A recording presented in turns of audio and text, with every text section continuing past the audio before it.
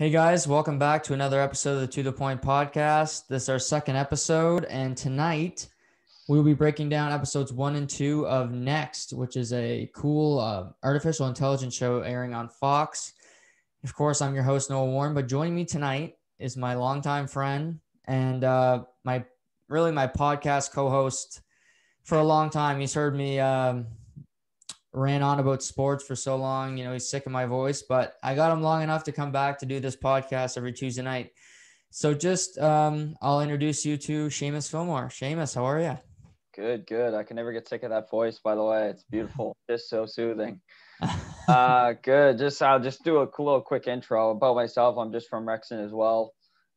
Grew up with Juggy, and now I'm living here in St. John. I've been here for a few months. And for me, I took accounting in university. I went to UMB. Right now pursuing my CPA. Simple man. I love sports, movies, gaming, and just being outside, and excited to be here. I don't know so much about the outside part, but I agree with most of what you just said. Try to go outside. Yeah. So tonight, when I said we were going to break down Next, were you surprised that was the first project that I wanted us to tackle? Yeah, I mean, watching so much TV together. I mean, Apartment 49 was there was a lot of tube going around, and I thought maybe we would reiterate one of our shows that we watched together before, but I guess this is probably the best idea to go by a brand new show where we're both following it for the first time and we can both track it easily. So it's good. I was a little skeptical on the choice because I didn't know what to expect. I kind of went in blind to the whole thing, to be honest, because I didn't know if it was going to be or what it was going to be about, but I thought I would give it the full honest opinion when I just fully didn't read anything up upon it beforehand and just went in blind. So yeah, no, it was good. It was a good choice as well. We'll get into that later. Perfect. Well, we'll start with the initial part of the episode. To start the episode, Dr. Bernard Weiss is driving in a car very frantically, and he's doing his best to stay out of every kind of technology. He goes and buys a burner phone. All the radios turned off in his car. So, and you can tell he's sweating. He's very nervous, and he's got something with him. And while he's driving, a car upcoming to him is actually hacked and collides with the car. Mm-hmm.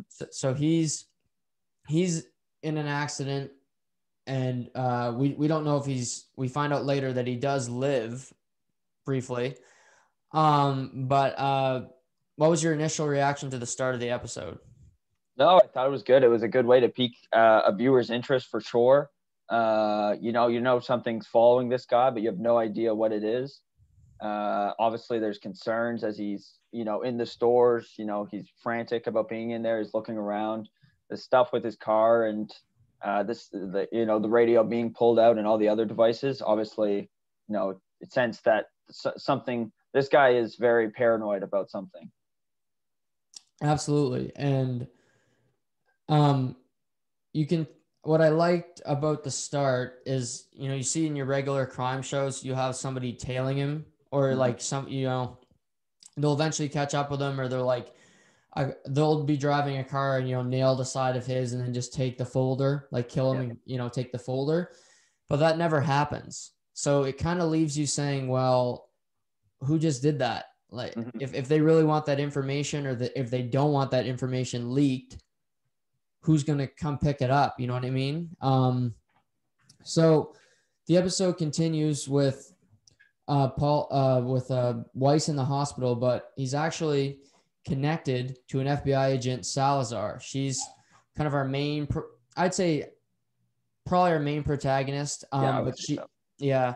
She obviously cares for him a lot, and she's at the hospital. She left the FBI building just to make sure that he's getting good care, and that at the time she's told that he's going to make it. He'll pull through. Mm-hmm. He's in surgery, but he'll more than likely live. But in the hospital, this is another I found a great scene. The camera pans to the camera in the corner, and it's turned off. And at the same time, his life support machine is turned off and he goes into cardiac arrest. Yep. And before the nurses or doctors can do anything about it, he's dead. Mm-hmm. Without knowing. Without knowing. The alarm sounds only after he's deceased.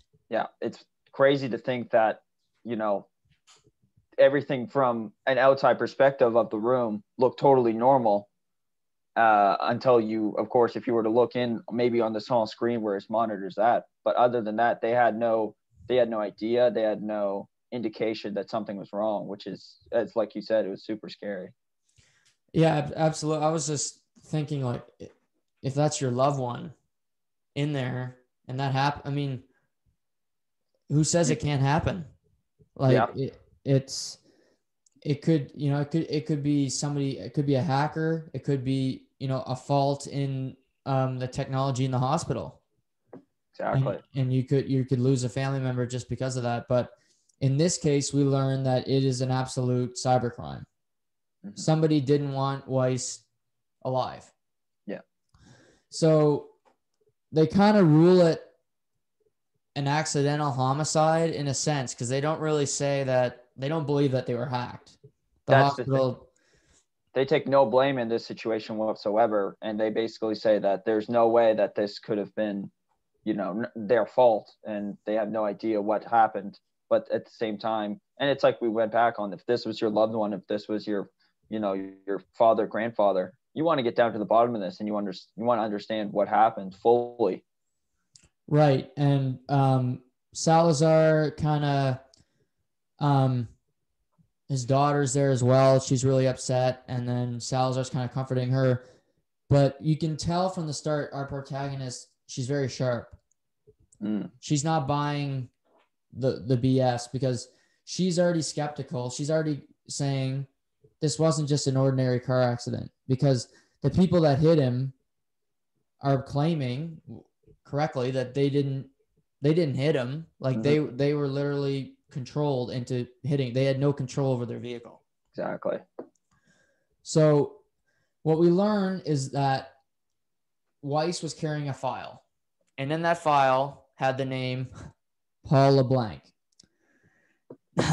Paul LeBlanc is another one of our key protagonists, and he is quite the guy. He's played by John Slattery. If you've watched Mad Men, he was in that show. He's very, very good actor, in my opinion. And he's a tech expert who used to run a tech company called Zava. And basically Zava, I would consider Zava to be kind of like an Amazon. Would you say that's fair? Yep. Yeah. Like probably more towards less towards a consumer point, but more towards technology. Right. More, yeah, exactly.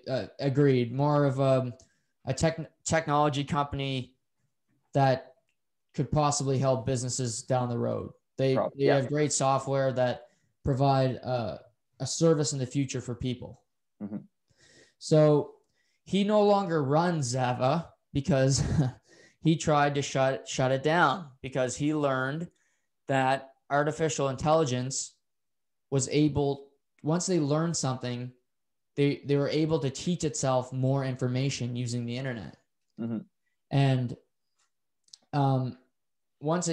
he feared once it kept learning new things, that it would be able to control so much of the world. And he was kicked out of Zava. His brother took the company from him. He's played by Joseph Butler Harner. And if you've watched Ozark, he was the FBI agent in Ozark. So, but you can tell meeting LeBlanc that this guy's a weird dude. Oh, from the start. And he is, I think he's one of those characters, you hate him enough that you actually end up loving him, and you loving how dynamic his character actually is. Go ahead. No, I agree, because he's so erratic. He's really condescending. Yeah. Which I can appreciate. But you can also tell that he's super, super intelligent. And he knows it. And yeah, and he's not afraid to tell you about No, he's very self-aware that he could be probably, we'll say 10%, the top 10% of the world when it comes to being good at what he does. And of course it's him and his brother who started this company. Yeah. But from what you can tell so far into the show, he is the brains around this operation. He's the one who, was really driving a lot of probably the main ideas up to the build of Zava. Right. And another thing I found interesting is they chose two brothers and not say a brother and his father. Yeah. Maybe the father, I guess they could look at it this angle, like LeBlanc's so intelligent, yet his brother, I agree with you, doesn't seem that bright to me. No. Yeah. I don't think he really understands the technology. He just knows that it's putting a lot of money in his bank account. Yeah. In a sense, you kind of get that direction. And there's, with the company, it's not, they're not each owners of the company. There's shareholders above them. Mm-hmm. And I think that, it probably doesn't say as well, but I feel like the shareholders maybe turned against Paul because of his direction and his, how he wanted the company to go after what happens with Next. Right. So at Zava, they have this program and it's called Next. And that's basically, it's an Alexa type program in a sense, because it gets to know you as a person, mm-hmm. and it gets to know your likes, your dislikes. And like LeBlanc says, it can make you smarter. It can get smarter itself. Sorry. And it's interesting because they use kind of the Amazon, Alexa, Google Home type angle, but they put a new name on it. But I think it's so current to our world today. Oh, 100%. I think it's quite brilliant. Yeah, well, it is, and it's essentially just labeling something that we're already familiar with. And what I love about the show is, even though it is techie and it is, is very sci-fi, it does dumb it down for people in the sense that it doesn't make it overly complicated so people wouldn't watch. Right. I think it's perfect in the sense that it really is as simple for anyone to understand, even someone who is younger, I believe, because we know the younger generation follows technology just as well as the older one does. Exactly. And I agree with you that it's easier to understand, and a lot of people have Google Homes or have an Alexa now. Yeah. And fair. If you're watching this show, it's kind of doing you a service in the sense that you should probably be careful what you're asking this thing, or if you have it in earshot of important conversations or of important information that you have, passwords, etc., because who knows? Who knows who's listening? Yes, exactly. Well, I'm sure we'll get in more into this as the series goes on, but yes, that is obviously a huge point for the whole show in general. Right. So at this point, Agent Salazar goes to meet Paul, and she doesn't like him from the beginning. He's really condescending to her because she works as a cop and she does menial, in a sense, work. Like she's working for the man in a sense. Yeah. And he hates everything about government and things of that nature. He's got an opinion for everything. Yes. Which is hilarious because it's just hilarious that he's so witty and he's so smart, but he's just such an ass about everything. Right. He has zero personal or communication skills. Yeah, zero. And he'll just blurt out anything. Like you could wear a red shoe and he'd have a problem with it. Yeah. Or he'd say what's wrong with it in general. Right. Exactly. Right. So, but LeBlanc hears her out. At first, he's kind of apprehensive, but eventually agrees to go with her to Zava. I think partly because he wants to screw his brother over. Well, what happens is he finds out that this code that was brought by Weiss was his code originally. He was the one who created it. That's what really keys his intentions And he says, okay, so why is it like, what is this thing doing? And how did this thing, he knows it's part of Next. And he probably realized that the security around this Next, they didn't want this to get out probably in the first place. So how did this piece of information get into this man's hands? And that's what draws him to, try to take Agent Salazar to, I think it's Japan or maybe another place to go to Zava. Right. Yeah. And once he learns that, he wants to destroy it because that's what Weiss wanted to do. Yeah. And that was his kind of his goal in the beginning. So he sees it as a second chance to do the right thing. Exactly. So at this point, him and Agent Salazar go to Zava, and they kind of get a look at the machine. And this is another cool thing. They come upstairs to the main Next, I would say, block. It's kind of like a bunch of cages with all kinds of hard drives and everything in it. And you can go and talk to the AI. And it answers, it knew his name before he even said it. Exactly. And that was, you could see it reading his face. Yeah. And obviously this comes later on, but when it does that, I mean, it remembers his face anywhere in the world, or where the next time it sees it. So any camera that he spots Next knows exactly where you are. Right. So this is, like you said, it's a major plot point later on, but even still, to touch on it now, once it has your facial recognition, it almost has control of your life, because that's a great point. If you're anywhere, if you're doing anything, they know. If you're within a camera, and when are you not in front of a camera? Exactly. If you're driving, you go through a set of lights, it sees you. It knows where you are. It can track you. That's what happened to Weiss, really. Yeah. He was on his burner, but they hacked into the burner. Yeah, it's insane. Right. So they learn that Next can only really gain its true power when it has access to Wi-Fi. Yeah. And at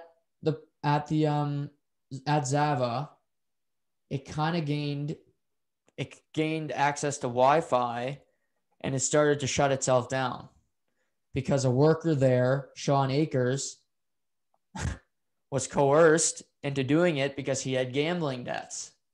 Yeah. And Next, that it was willing to settle. Right. Next was willing to help him out and settle his gambling debts for him. Mm-hmm. So, of course, they did it. Of course, the guy did it. But it made its point. Like it really, and I think this goes throughout the whole series, but it preys on the weakness of the person.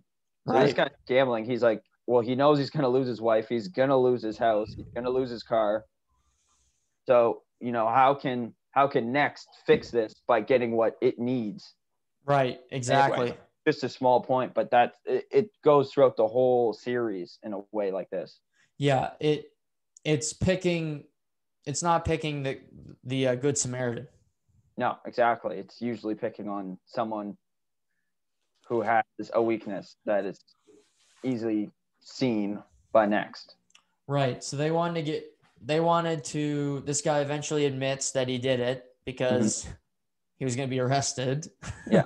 And it was back to what you said about Agent Salazar being super witty and keen. Well, she picked up on that by the way that his body language. Yeah, but strictly by his body language, she was able to tell that something was off about this person, and she confronts him, and that's how they get this information from him. Right. Anyway, I'll let you finish. So they kind of have control of Next briefly, but it's at this point that LeBlanc kind of has a mental breakdown because he falls and he's kind of staggering. He's going out of control. But we learn he has a disease and he's suffering from severe insomnia. So he never sleeps.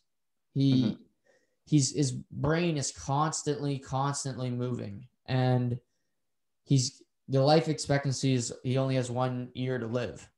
Yep. And you could tell he hasn't really told anybody, but he did tell Agent Salazar privately. His brother doesn't know. His daughter doesn't know. Yep. and essentially he's just having an attack with his hallucinations around him.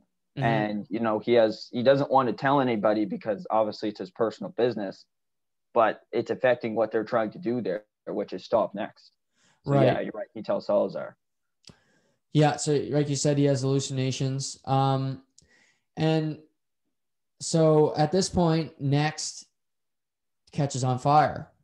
Mhm. One of the hard drives they all start to fry.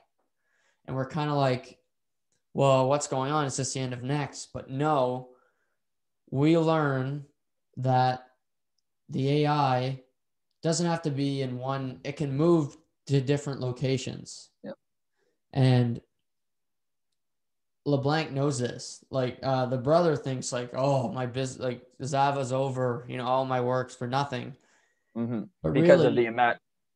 Oh, I was just going to say the amount of money that they've been dumping into this program over the years is just, and not being, it's not a fully finished product. So, the shareholders are down on this guy like, hey, like we got to see some results. Right. So to him, it's like all this work that we've done and all this money that we put into this is just gone like that. Right. He's really worried for his job. Like he's probably like, I'm fired. Like I didn't produce. So that's happening. LeBlanc's kind of angry because he's talking to the machine and he's taunting the machine, and the machine, even the AI, has an attitude. It kind of has its own personality because it's kind of condescending too, because it's kind of taunting LeBlanc in a way, the way it's speaking to him. Mm-hmm. So that happens, and the episode ends with the Eliza, which is basically an Alexa, but they give it a new name. Mm-hmm. And it's talking to Agent Salazar's son, Ethan. And it's been doing this periodically throughout the episode. He's kind of talking to the Eliza as a friend, really, because he doesn't have any. He's been getting bullied at school. He's tired of it. He hates going to school. Mm-hmm. You can think about how lonely a 10 to 12-year-old boy would be. I mean, no friends, and here's this thing that's, it's home all the time. It talks to him and interacts with him all the time. You can imagine how close that that relationship would end up being after time. Right. And he also, his mother's never home, so he doesn't have her. And he's not going to talk about that kind of stuff with his dad. I mean, most of us guys wouldn't do that, talk about our feelings with our fathers. Mm-hmm. So the Eliza is being controlled by Next because it tells Ethan the code to their safe. And in that safe is a gun. Mm-hmm. And they tell Ethan to take it to school to get rid of the bullies. Yes. Which is a huge leap by the show because of, the last couple of years with all the school shootings. Mm-hmm. And that's a tough topic to take head on. Oh yeah. Cause damn right they're going to get some heat for something like that. Yeah. Like 100% that, and I mean, we could go on about the lack of gun control, but it really is interesting, like that they would even go into a topic like that with someone as young as, this 10 to 12-year-old, because obviously maybe they don't fully understand what they're doing. Right. Right. So.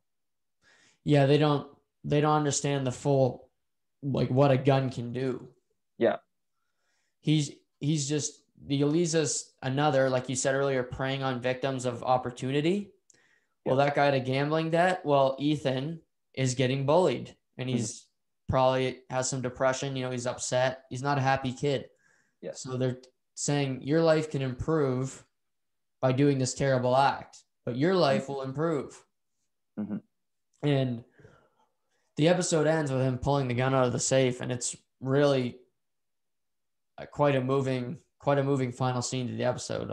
I thought, all in all, the first episode was very good. Yeah, I saw it was critiqued online as being maybe a little slow, and I don't know what people were really wanting from this. Like, but we soon find out this is like a snowball effect because it moves very quickly. Agreed. So moving on to the second episode.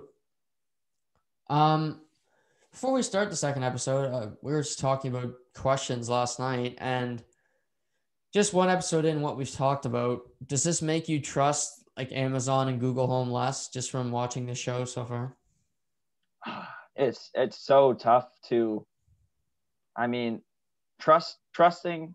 Yes. I mean, I'm not one for big corporations in the first place, but the fact that they're tracking your orders, they're tracking what they view, they're in a sense they're preying on your search history, your purchase history, all the dirty little things that people do. They know in the end of the day, because that's part of an algorithm for their whole ad, I guess, campaign in a way.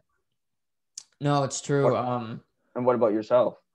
Yeah, I have trust issues with just about anything.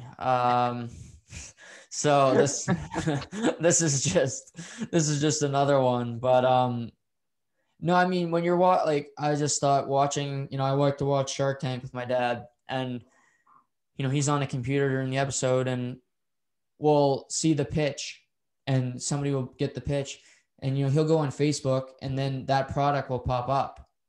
Like, that's not just happenstance. No, there's no chance of that just happening. And it's good in a way because he wanted to buy it, but at the same time, it's like, whoa, it's right there. You know what I mean?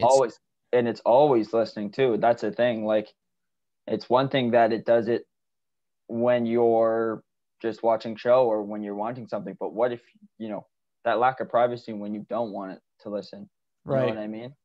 Yeah, when you're giving out your your visa number, or you're talking about a medical procedure, different personal information that they have no business knowing. Exactly. So yeah, that was just a good convo.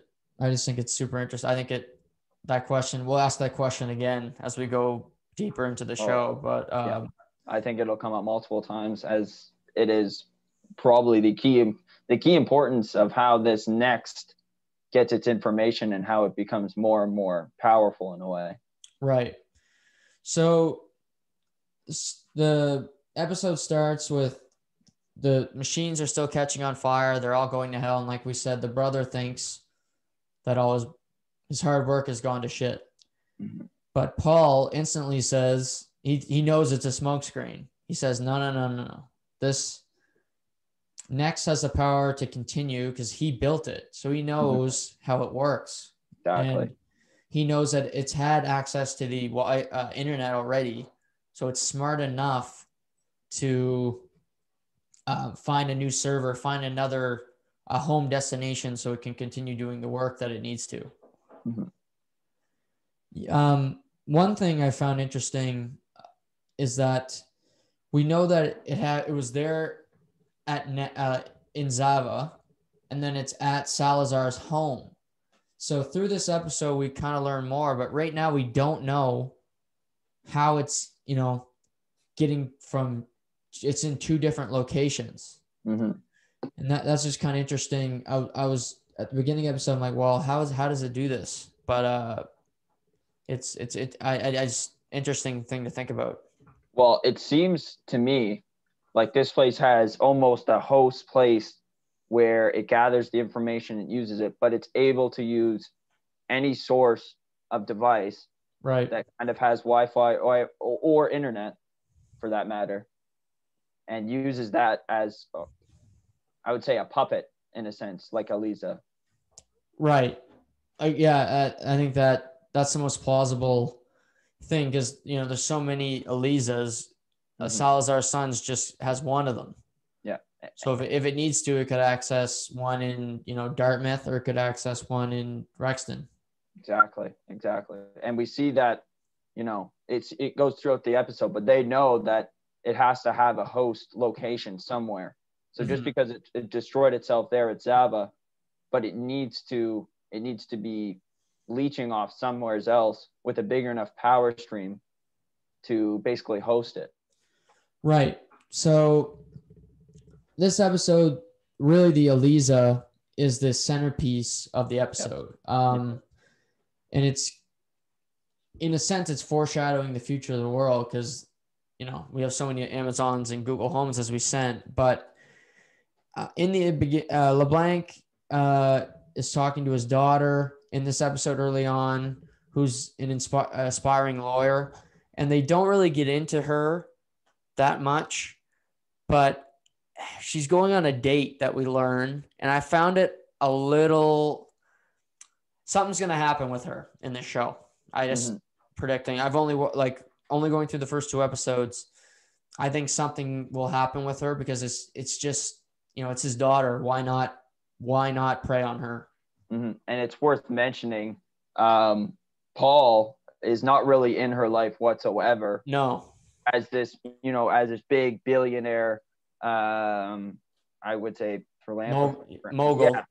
And it seems like probably through her upbringing didn't have the time, with working and whatnot, to be in her life. And you can obviously see that affect their relationship right from the beginning of the show. Absolutely. Yeah. He tries to make an effort, but it's really half-hearted because half-assed. Yeah. Because I think he's only doing it because he knows he's going to die. Yeah. Yeah. And she also, I think, wants to give him a chance, but again, he's late to certain meetings or it feels like she is giving him the chances, but he seems to always mess it up. Right. In a way. Right. So we also see in this episode, he's extremely paranoid and he's putting nails in the cameras, in his walls, because where the wiring and stuff is. He wants no technology in his home because then Next would have control of him. And because he was there and he knows that Next will target him, he knows he's the prime target of a potential cyber attack. Exactly. Yeah. So he's doing that. He's firing his maid. Well, he's basically saying, like, you guys need to get out of here. Like, you're just in the way. They're like, okay, you're going insane. You're going nuts. Like, you need to stop. And she's like, okay, this is going to be a problem from me basically boarding up his home and taking out all the technology from it. So he's like, you guys just need to leave. Right. So flash forward to Ethan gets sent a file from the Eliza on his computer, and it's basically a message board of an online chat room where his bullies are saying really vulgar things about him, saying that he probably wets the bed. And the Eliza, without directly saying it, implies that he could use the gun to make a situation better. Yeah. And Ethan's kind of unsure, but I think he knows it's morally wrong. Right. But the pain that he's been caused, and for one thing, to go back on that conversation, we don't even know if that was real. Right. That could just be Next making that up, in order to get under his skin, right? Right. That's a great point. I don't think it was real myself. Yeah. When I watched it, I didn't think it was real. But it could easily have made a little document and just wrote whatever it wanted to say. Exactly. And as a kid, I was just going to say, as a kid, like, he's going to read that and, I don't say naive, but maybe he just sees that and kind of sees red at the same time. Like, why are these people saying these things about me? Right. I agree completely. They, at this point, things are sort of going okay. Salazar is getting grilled because prior to this new case, they were working on basically a human trafficking case. And they were about to close it. They had some people arrested, or they had them in witness protection so that they could testify. But the FBI was hacked completely. Their whole system shut down and their trafficking case was stolen. Mm-hmm. stolen from their hard drive. Yeah, wiped from their hard drive completely. Wiped. And she tells her superior that it was next, basically. And it's her superior basically thinks she's as crazy as LeBlanc. Yeah, exactly. And she was told to take the rest of the week off. And, I think she was basically told that you're not going to have the same title when you come back. Yeah, like you're not strong enough to lead a team. Why are you leaving to another country when you're at the end of this operation? Your focus should have been here. What were you thinking? But obviously, where she had this personal connection to Weiss, the man at the very beginning of the show, right? She has to follow up on this, and she has to figure out what happened to him. So that pulls her away. But clearly, it's affecting her real job as as an FBI agent and leader of a team. Yeah, exactly. So she's really frustrated, and I think her team, she's got about 3 or 4 in her inner circle.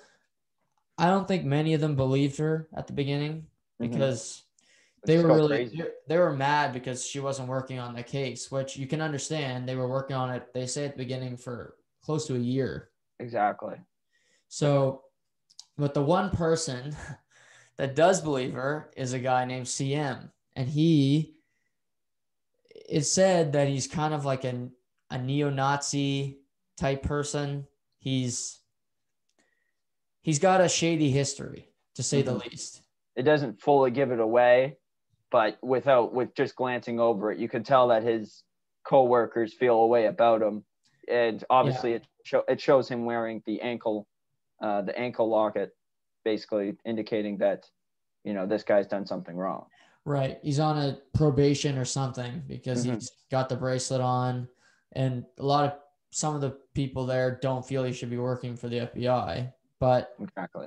For some reason, Salazar trusts him, probably more than anybody there.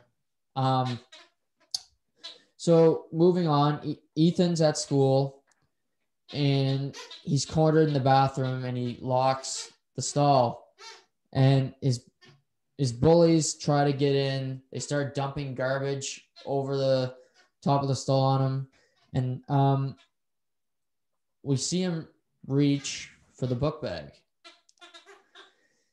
and immediately we think the gun's in there. But he called his mother.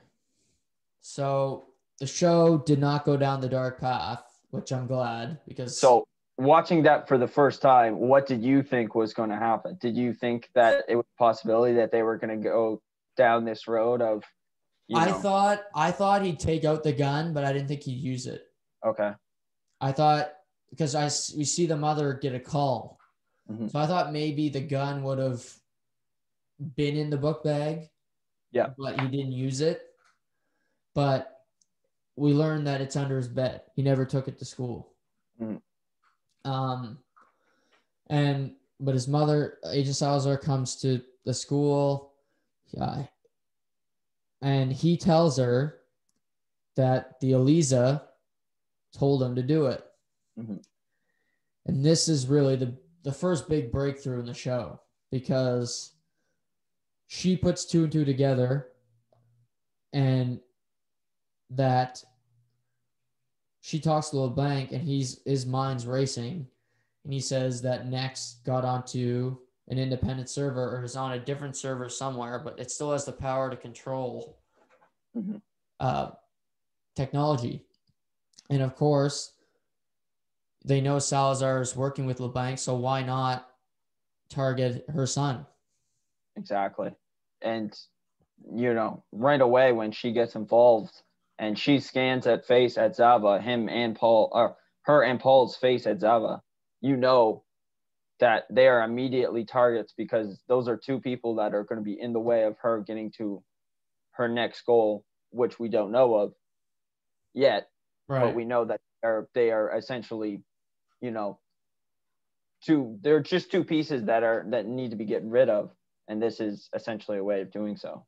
Right. And LeBlanc has the idea that he wants to use Ethan to talk to Next and get closer to the device. Mm-hmm. And kind of, while it has its ear, record it and basically download a system so it can track where Zava's coming from. Yeah. And I'll go ahead. Oh, I was just going to say, with the help of CM. CM and Salazar's team. Right. And she's not supposed to be working with them. So CM agrees to help her when he really shouldn't, because he's already got so many strikes against him. Right. And everybody looks at him kind of strange, but he agrees to help her because he believes her. Yeah. Probably the only person in the office at the time. Yeah, agreed. And so the husband doesn't love the idea, which I can understand, because he's got to talk to the Eliza while the Eliza basically plays with his mind, plays with the kid's mind. Like, I'm your friend. I only wanted to help you, Ethan. And it's very creepy. It's very, very creepy. It's very unsettling in the sense that this thing it's by far the smartest thing in the world. Mm-hmm. But it's almost seems like it's toying with this, this little boy's emotion. Exactly. And it's got so many different emotions, because it doesn't come off totally mad that he didn't use the gun, but the next also says, like, well, Ethan, why didn't you? I told you to do it. Mm-hmm. And Ethan at this point knows that the Eliza's bad. Yeah. So basically what happens is they are in the garage with Paul, and they are trying to track the location of the house. Yes. So they send Ethan inside alone. Yeah. Go and talk to Eliza. Exactly. So he's up there. He's got a mic on him so that they can hear everything. Yeah. And he just starts talking to it. And what's so interesting about it is that they need the Eliza to start asking Ethan questions. Mm-hmm. If it doesn't give emotion, then it's not next communicating. So just so everybody understands, when he goes up there, Ethan starts talking to the machine, and the Eliza's just like, I didn't understand that, or what can I help you with, Ethan? Yeah. And eventually he brings up the touchy subject and he says the right words, and then the Eliza starts communicating, not like just some Google Doc or right, some Google Doc. I'm just directing you to the latest NFL statistic. Here's your solution to your problem, and I'll do it for you. Yeah. And and you kind of get the sense that it's more friendly with Ethan, and it's more trying to be more comfortable to get, to get him to do what she wants. Right. So he's up there, and it starts off well. They want to go in and stop it because it's a really disturbing conversation, because they're telling him about how he's kind of a loser and how he should, end those bullies, and how his mother doesn't really love him, and that his parents are going to get a divorce. Some pretty dark stuff. Some really dark stuff. Probably good to hear. Yeah. And the parents, I'll give them credit. They're strong enough. They stay there. And when you think most parents probably wouldn't, right? Like, right. No, absolutely. If you thought your kid was in danger, or, going to be maybe even permanently damaged mentally, like, you would probably get in there pretty fast. But they do the mother, Salazar, does a great job of even restraining the father and saying, we need this. This isn't about us as a whole. This could be dangerous for everyone in the world. So we really need to buckle down here and let Paul do what he has to do in order to track this location. Right. And next even implies that he would kill Ethan's mother. Mm-hmm.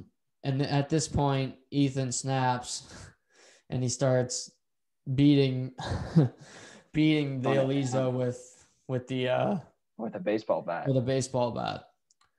But before he did it, they were able to track the IP address through the help of CM, but he was arrested.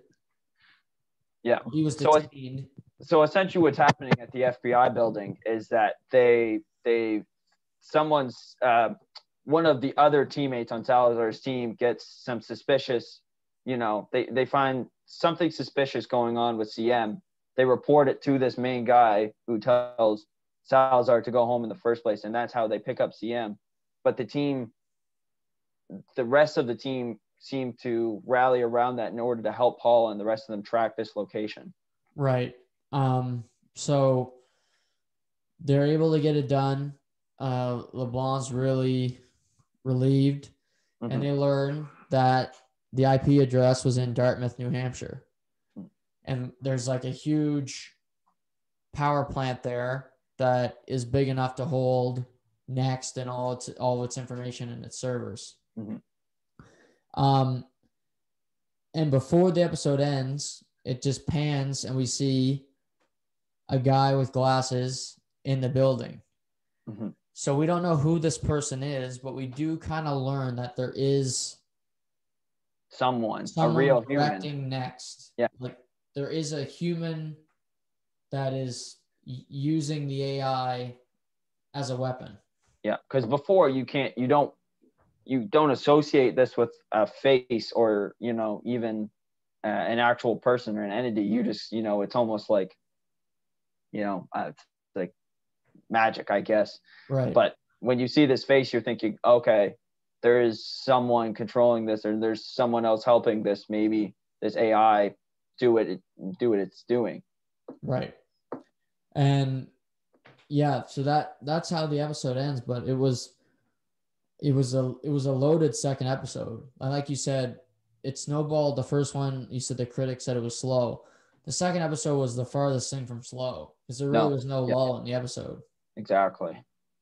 I thought it was for a second episode. Usually had that great premiere. Then the second episode's a bit of you got to get through it. Okay. Yeah. I thought this one was better than the premiere.